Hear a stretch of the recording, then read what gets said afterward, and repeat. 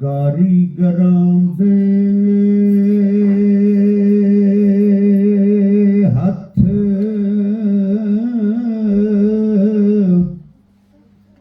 ਸਮਾਰਦੇ ਨੇ,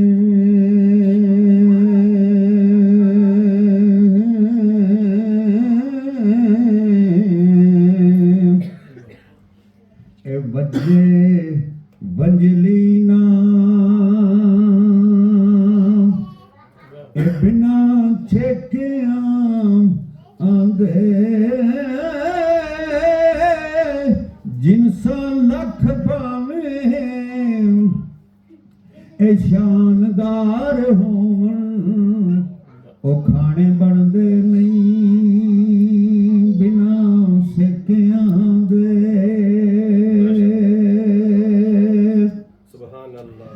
ਤੇ ਕਰਕੇ ਕਿਬਰ ਅਬਲੀਸ ਤਬਾਹ ਹੋਇਆ, ਇਹ ਜਿਬਰਾਈਲ ਸਾਥੀ ਆ ਮੱਥੇ ਟੇਕਿਆਂ ਆਂਦੇ, ਜੇ ਸੁਲਖ ਸਮਝ ਨਾਲ ਸਰਦਾਰ ਹੋਵੇ ਤੇ ਸਾਕ ਭੁੱਲ ਜਾਂਦੇ ਸਾਰੇ ਪੇਕਿਆਂ ਦੇ। ਇਹ ਸੁਲਖ ਸਮਝ ਨਾਲ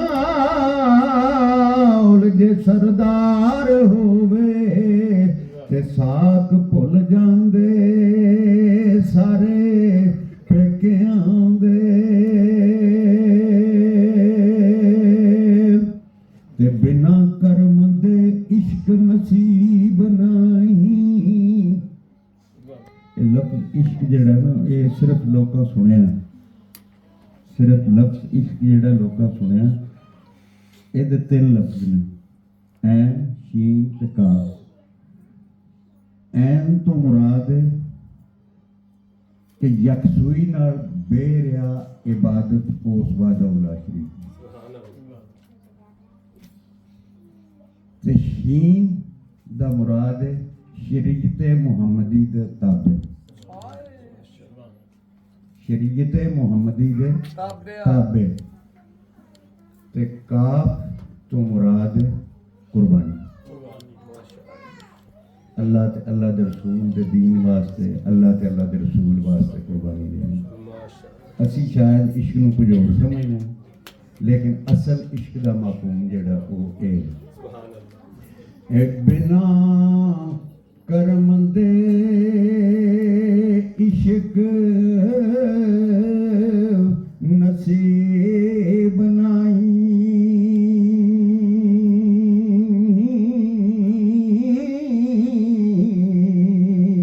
ਤੇ ਬਿਨਾ ਇਸ਼ਕ ਇਹ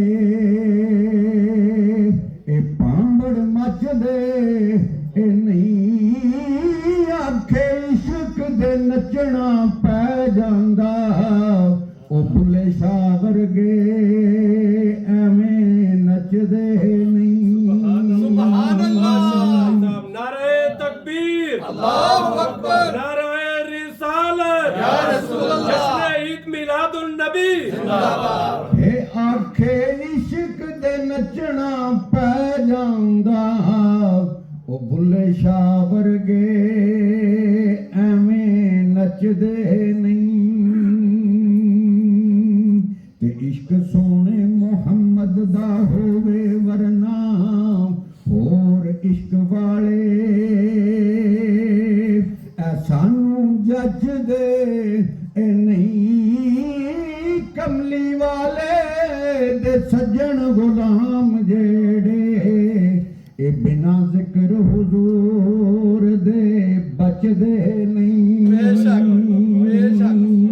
ਉਹ ਕਮਲੀ ਵਾਲੇ ਦੇ ਸੱਜਣ ਗੁਲਾਮ ਜਿਹੜੇ ਇਹ ਬਿਨਾਂ ਜ਼ਿਕਰ ਹੁਜ਼ੂਰ ਦੇ ਬਚਦੇ